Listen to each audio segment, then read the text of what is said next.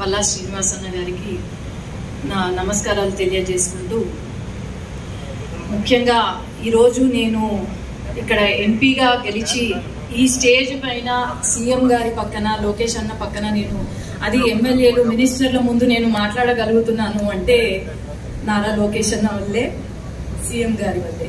ఎందుకంటే ఆ రోజు నంద్యాల పార్లమెంట్ కడప జిల్లా కన్నా చాలా కష్టం. అందరూ అవమానించారు, ఓడిపోతారు, నంద్యాల ఓడిపోతారు అని చెప్పారు. చెప్తే ఆనాడు సీఎం గారు ఒకే మాట చెప్పారు, నేను నిన్ను గెలిపించబోతున్నాను అని అన్నారు.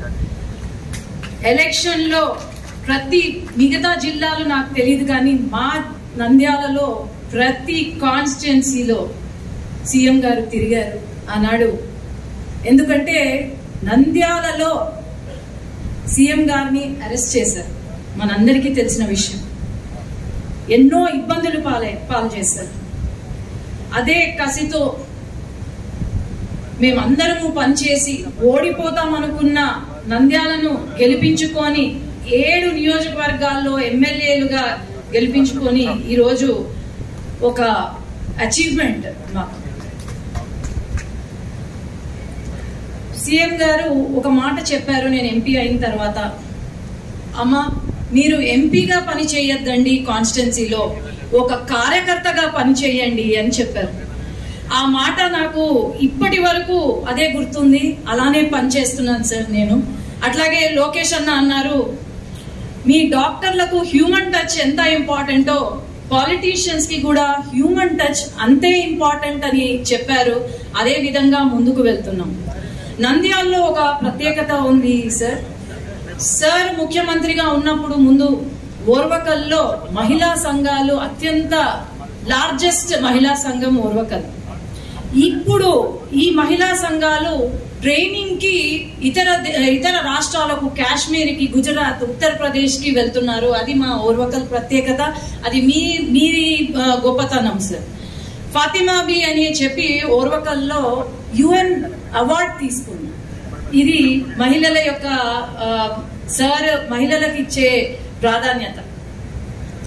మనం అందరం గమనిస్తే ఎన్నో కష్టాలు పడ్డారు. నేను పార్టీలో కొత్త అయినా నన్ను అనేక ఇబ్బందులు పెట్టారు. నేను బీజేపీలో ఉన్నప్పుడు నేను గమనించేదాన్ని. ఒకనాడు అనితమ్మ ఏమన్నారంటే, అధ్యక్ష నన్ను చాలా ఏడిపించారు అని కంటి నీళ్లు పెట్టారు.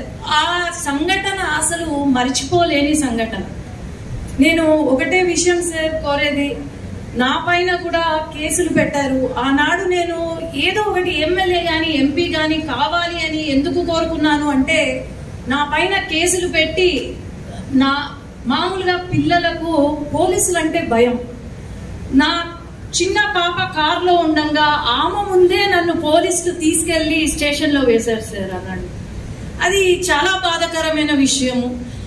కాబట్టి ఈ రోజు మహిళలు ఒక చిన్న ఉదాహరణ సార్. నిన్న ఒక అసెస్మెంట్ క్యాంప్ చేస్తూ ఉన్నాం హ్యాండిక్యాప్డ్ కి.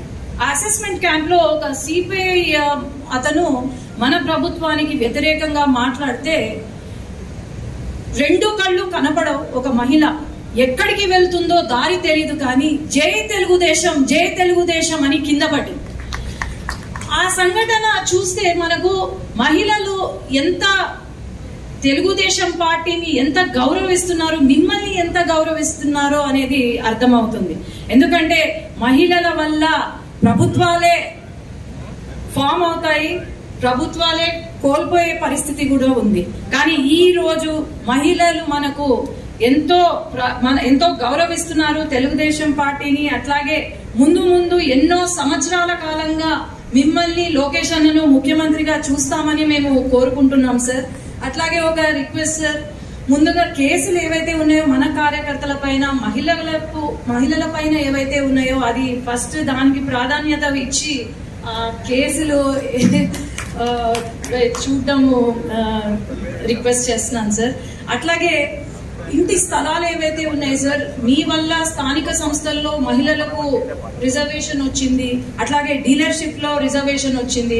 అంతెందుకు మన మహిళలకు ఆస్తుల్లో కూడా సమాన హక్కులు ఉండాలని చెప్పి కూడా మన తెలుగుదేశం పార్టీ ముందుకు తీసుకెళ్లింది. కాబట్టి ఆ విషయంలో కూడా మనం గమనిస్తే స్థలాలలో కూడా ఇప్పుడు మహిళలకు కావాల్సింది భద్రత, మహిళలకు కావాల్సింది ఒక కాన్ఫిడెన్స్. ఆ స్థలాలు కూడా మహిళల పేరు పైన మనము రిజిస్ట్రేషన్ చేస్తే అది చాలా బాగుంటుంది సార్. అంతే సార్. ధన్యవాదాలు సార్. నాకు క్షమించండి సార్, నాకు ఇప్పుడే చెప్పారు మాట్లాడమని, నేనేం ప్రిపేర్ అవ్వలేదు. ధన్యవాదాలు.